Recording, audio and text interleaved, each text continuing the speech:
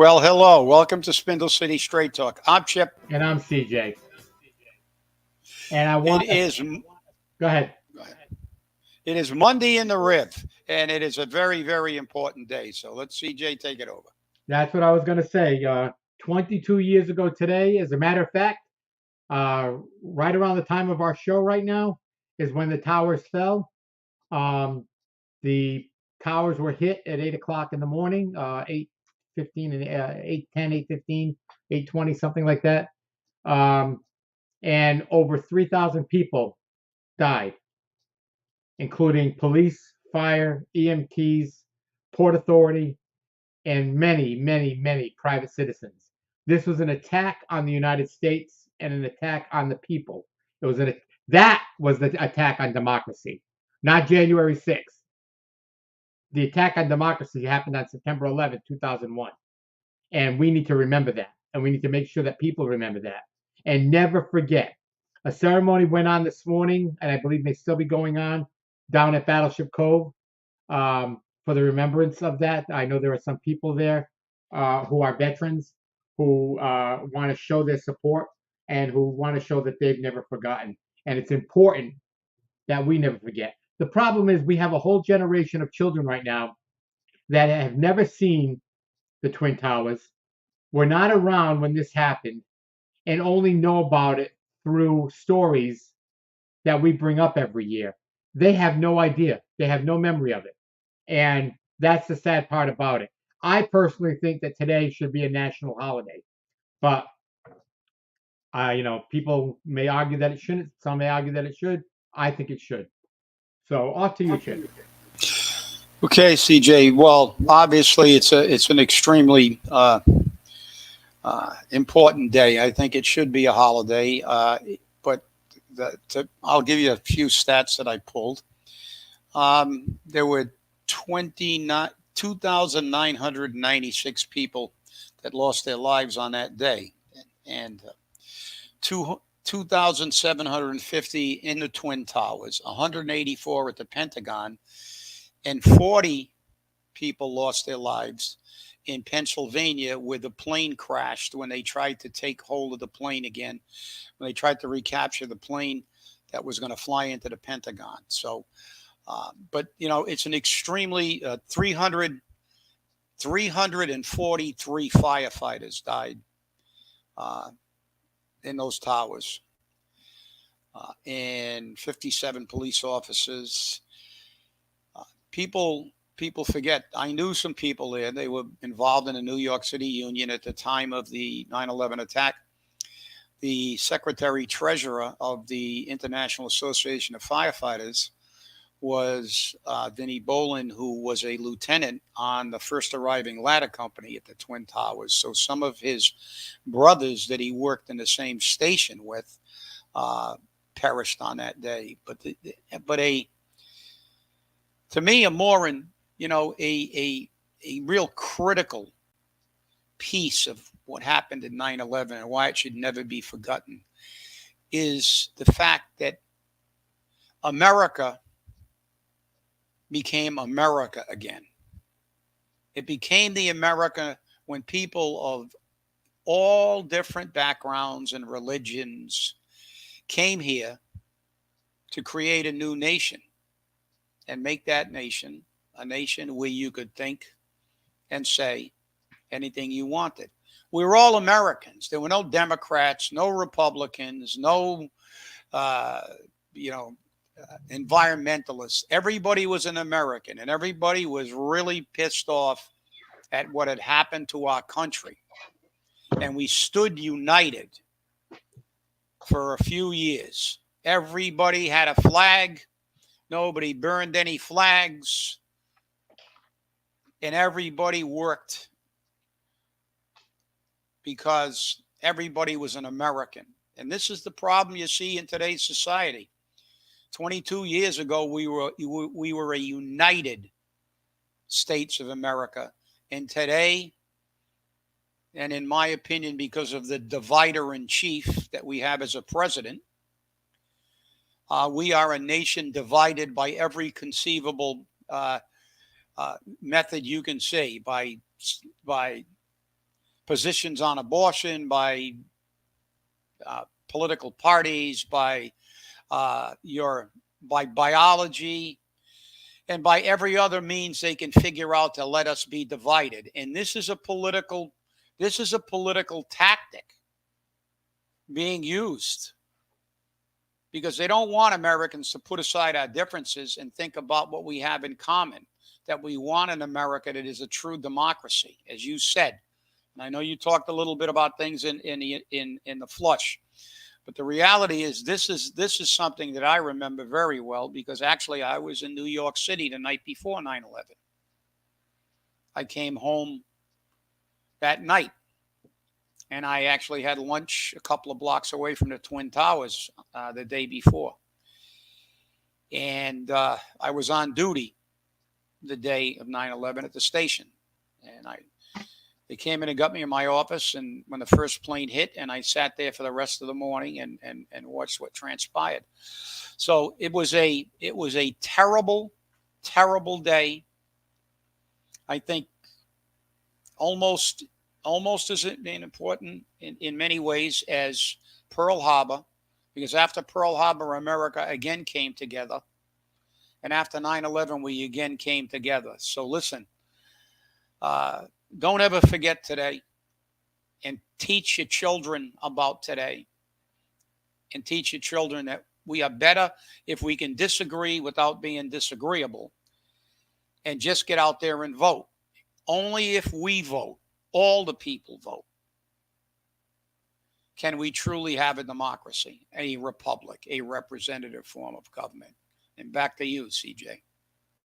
Well, I have to agree with you, Chip. It's amazing that, for it was about 2 years we came together, and there was no infighting, there was no arguments amongst the people. They were all moving forward towards a goal, and then for some reason or other, it stopped, and we started going back to our petty bickering, which is it's a shame that that happened.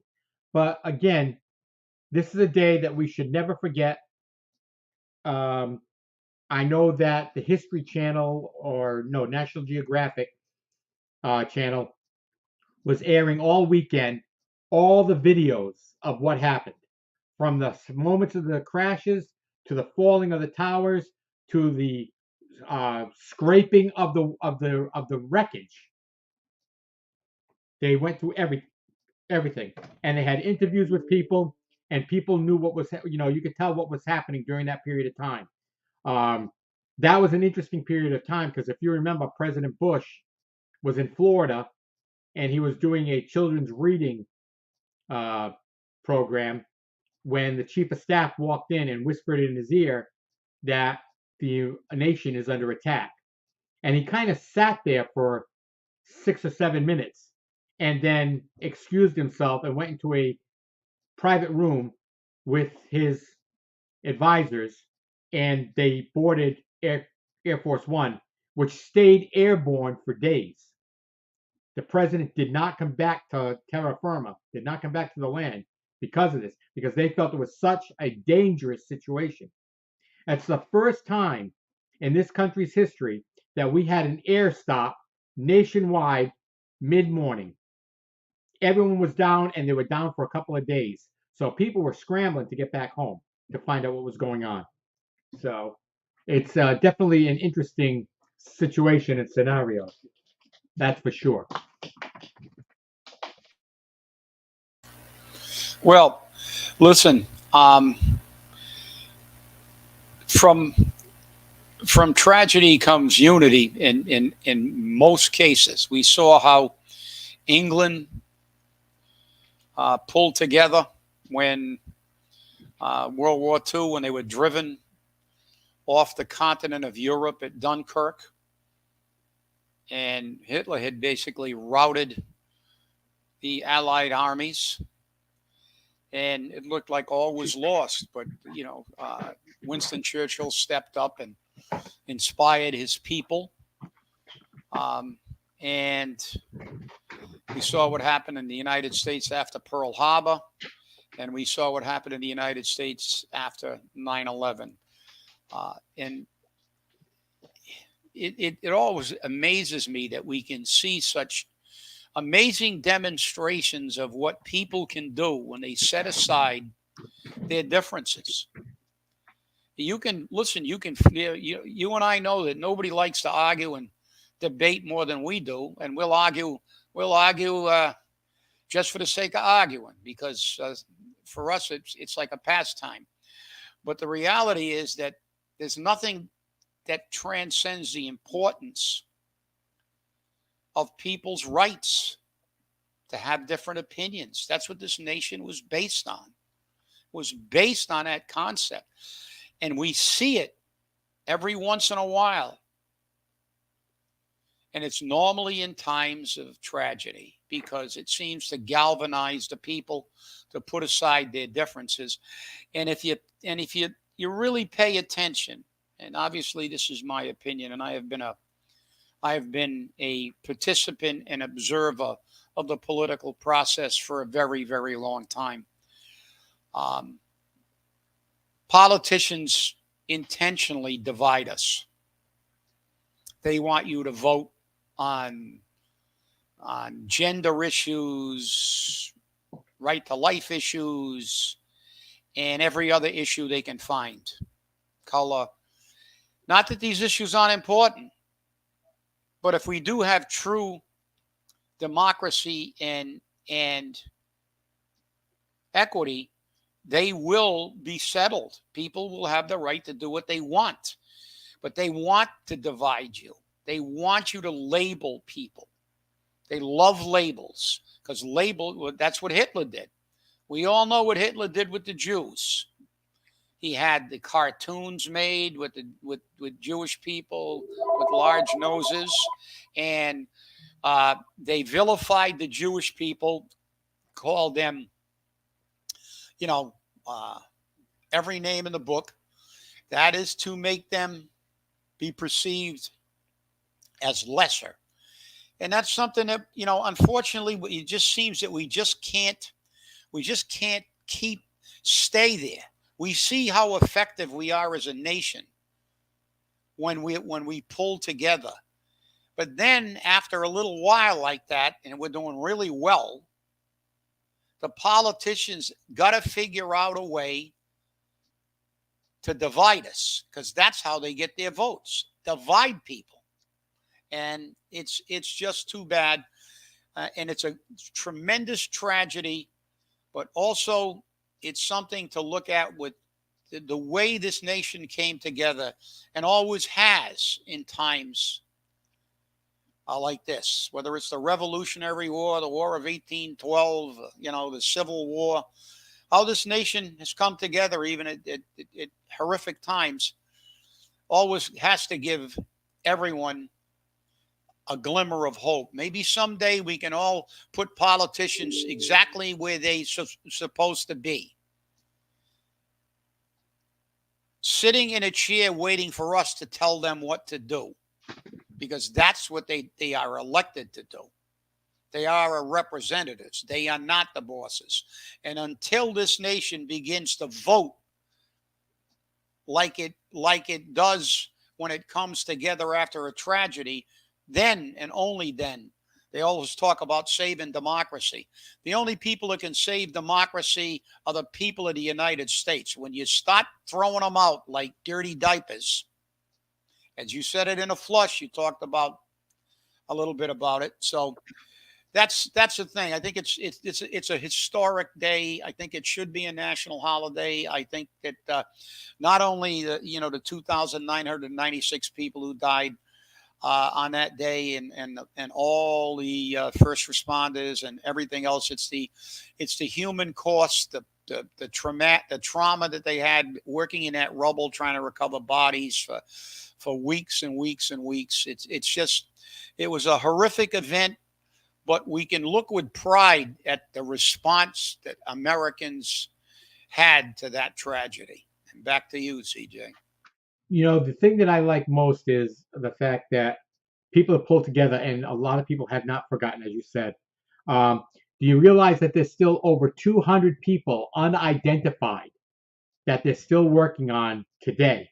22 years later, There's still people who are unidentified.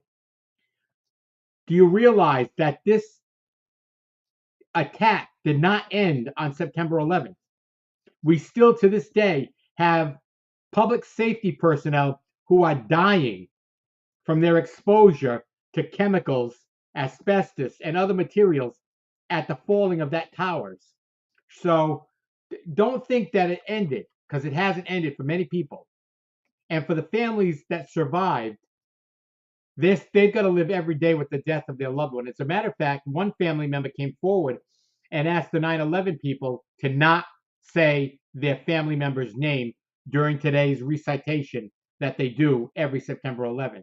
So I think it's now, people are really dealing with this in a difficult manner. So it's just got to be something we've got to handle. Well, now to change the topic a little bit. Our favorite topic in the whole world, market rate housing. Do you realize that there's over 800 market rate housing units developments going on the Zoning Board of Appeals agenda for variances, zoning changes, and more importantly, parking waivers? They want to build 205 units and waive the fact that they need 410 parking spaces.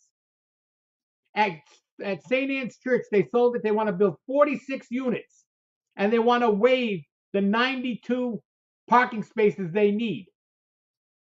Now, I remember when I used to be a parishioner at Sacred Heart Church on Linden Street. On Sunday mornings, we would have to park blocks away sometimes because there's no parking in that area. Can you imagine what it's going to be like with 96 more cars regularly with nowhere to go? You need to reach out to the Zoning Board of Appeals, send a letter, and tell them to stop waiving parking. Parking's required. They're destroying our communities. The 205 units are on Chase Street. If you know anything about Chase Street, I'm going to leave that to Chip to describe it. There's no 410 parking spaces there. None. And somebody came back and says, well, Duro has parking. But they're making significant changes to the property where they're not going to have the parking, and that's why they want the waiver. I don't think any of these developments should be granted waivers anymore. Just because you're a political kiss ass doesn't mean you get to violate the law. It does not mean the Zoning Board of Appeals can waive it. I don't think they have that right. I think that right only belongs to the city council because it's an ordinance. It's not a zoning regulation, it's an ordinance. So I think that all those Zoning Board of Appeals variant waivers are illegal. But I'm not a lawyer, so don't, pick on me.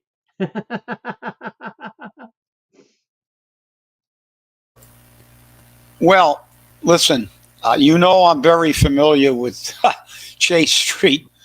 I spent the majority of my career, although I worked at the Central Station and I worked at all the stations for short times, but I spent the majority of my career in the south end of the city.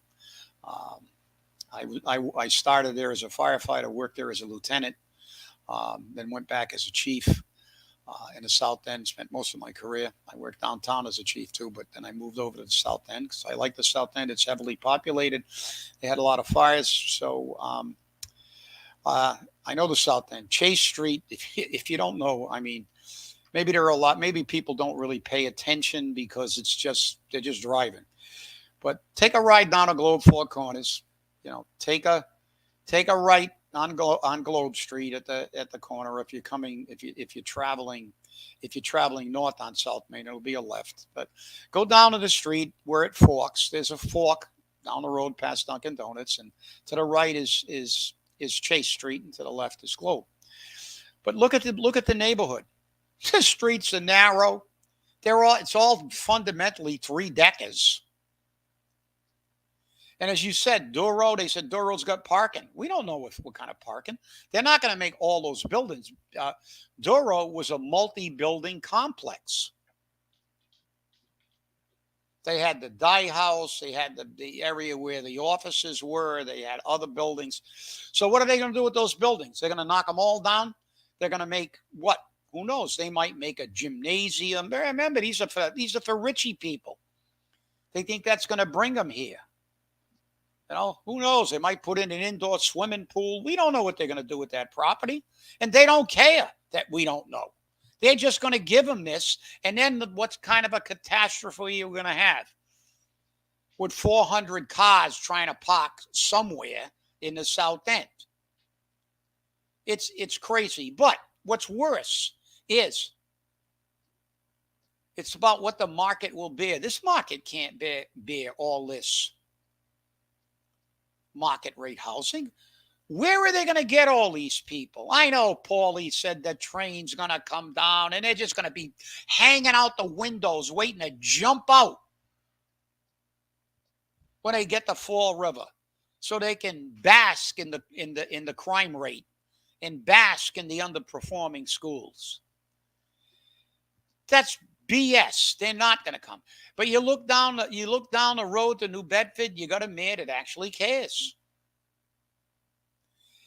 He's putting another $27 million into affordable housing.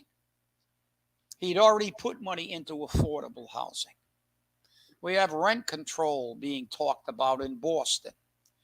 People are being forced out of their homes right now. The people who Paul Coogan was elected to represent, the people who he has a dump on daily because he doesn't care. He doesn't care about the people because we have still a per capita income of about $28,000. $28,000. Do the math. In your weekend flush, CJ, you talked about homeless people and these people going out to talk to them. Working people who can't afford the rents now and they're going to get higher the more units we have. And they're going to say that doesn't affect rent. Bullshit. So if you believe that, I got a bridge to sell for you.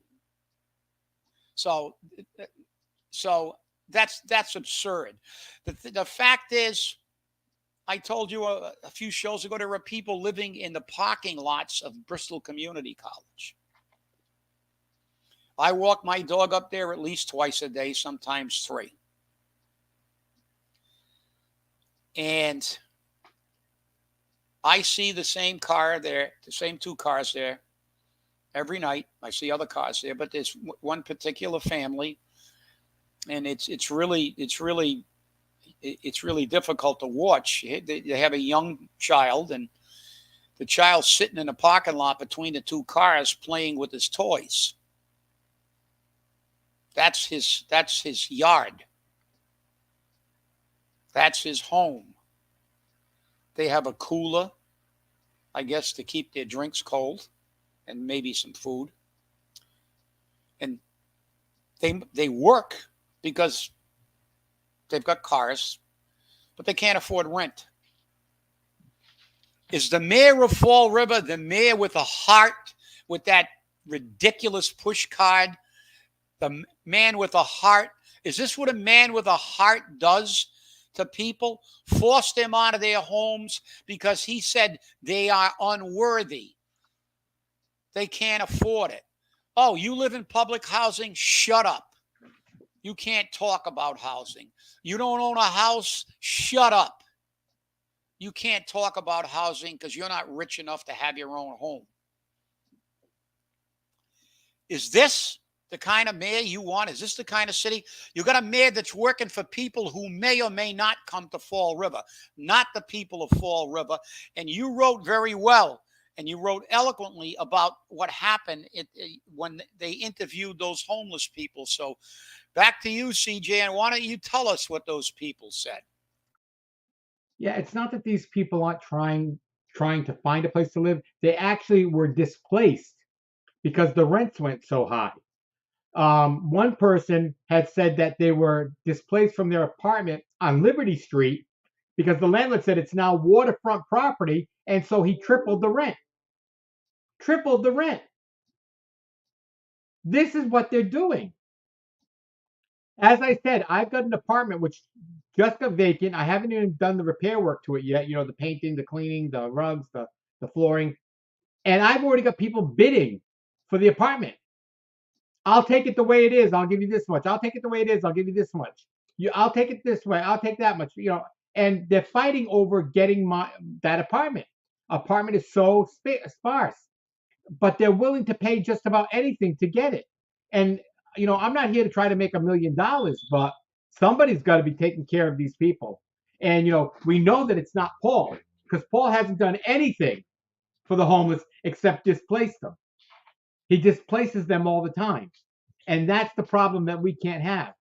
We can't have a mayor who doesn't care about our homeless. We need a mayor who needs to put together the money, ARPA money even, to do this. Not ARPA money to hire your friends, okay? To go down there to be outreach workers that do nothing else but displace them and then take their tents down and move them on their way. That's not a solution. You are not attacking the cause. You're creating more of a problem. You need to attack the cause of this problem. And the cause of this problem, Paul, is you. You're the cause of this problem. Had you and Ken Fiola not made these H-dips so beneficial in Fall River by creating an H-dip zone anywhere that they want one, we wouldn't have this problem. If you didn't allow your zoning board of appeals to grant variances on parking, we wouldn't have this problem. If you didn't try to give these buildings away to your friends, we wouldn't have this problem. You're the problem, Paul. Ken Fiola is the problem. The people need more than that. The people need better than that. And I'm sure that we can make sure that we get that. This is a difficult game for us, but somebody's got to play it.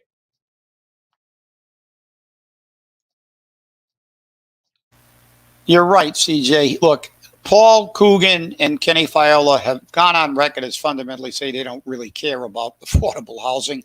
I don't even know if Paul has figured out the difference between public housing, workforce, and affordable.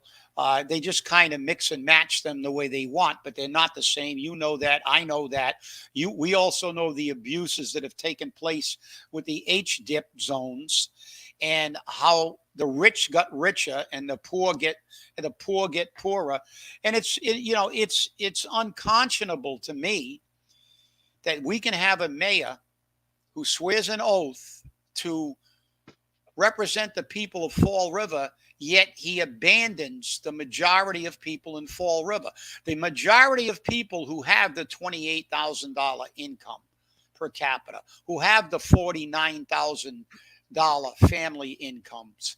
He's abandoned them. He's abandoned them to pander to the rich, the developers, his banker friends, his lawyer friends, his rich friends, his North End friends, and the rest of the people go to Russia, move out of town. You can't afford the rent's tough. Get out. Where are you going to go?